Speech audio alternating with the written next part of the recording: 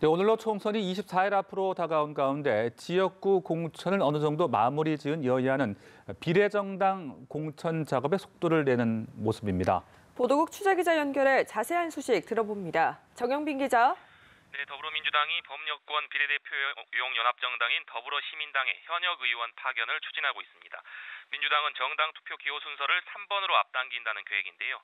원내 3당인 민생당이 기호 1번을, 10석의 미래한국당이 2번을 가져갈 가능성이 높은 만큼 6석의 정의당을 제치고 3번을 확보하기 위해서는 최소한 7명의 의원을 파견해야 합니다.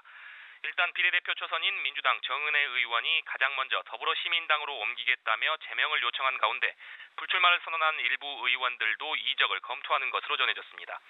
민주당은 선관위가 오는 27일 의석수를 기준으로 기호를 정하는 만큼 그 전에 의원 파견 문제를 마무리한다는 방침입니다.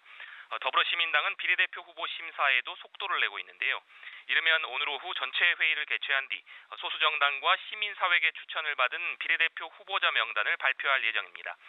정봉주 전 의원과 손혜원 의원이 주도하는 열린민주당은 오늘 오전 국회에서 비례대표 후보자 기자회견을 열었습니다.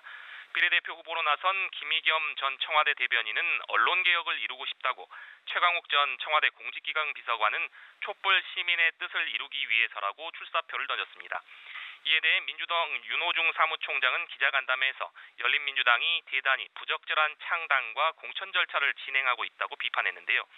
특히 우리 당 공천에서 부적격 판정을 받거나 그런 판정을 앞두고 불출마 선언을 하신 분 등이 명단에 들어있는 것은 대단히 유감이라면서 총선 이후 열린민주당과 합당 가능성은 없다고 선을 그었습니다. 네, 미래통합당의 위성정당인 미래한국당이 새로운 비례대표 명단을 내일 공개한다고요? 네, 한선교 대표가 사퇴한 이후 새로운 미래한국당 대표에 추대된 원유철 대표가 오늘 오전 기자간담회를 열었습니다. 원 대표는 한 대표 시절 통합당과 충돌을 빚었던 비례대표 명단과 관련해서 내일 선거인단 투표와 최고위 회의를 통해 새로운 명단을 공개하겠다고 밝혔는데요. 문재인 정권의 국정실정을 막아내고 대안을 제시할 수 있는 능력 있는 후보자를 찾아내겠다면서 특히 야권 통합, 보수 통합과 관련된 좋은 분을 내겠다고 강조했습니다. 지난 명단에서 사실상 배제됐던 탈북자 출신 지성호 나우 대표와 박근혜 전 대통령의 측근 유영아 변호사 등에 대한 질문에는 말을 아꼈습니다.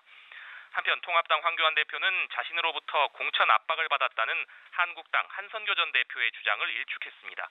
황 대표는 오늘 서울 강남 갑에 공천된 태영호 전 북한공사 사무실을 방문한 자리에서 결과가 없었는데 압박이 있었다고 말할 수 있었느냐고 반박했습니다. 이에 한 전 대표는 SNS에 입장문을 내고 지난주 비례대표 공천 사태에 책임을 통감한다면서 경솔함에 부끄러움을 느낀다고 밝혔습니다. 지금까지 보도국에서 전해드렸습니다.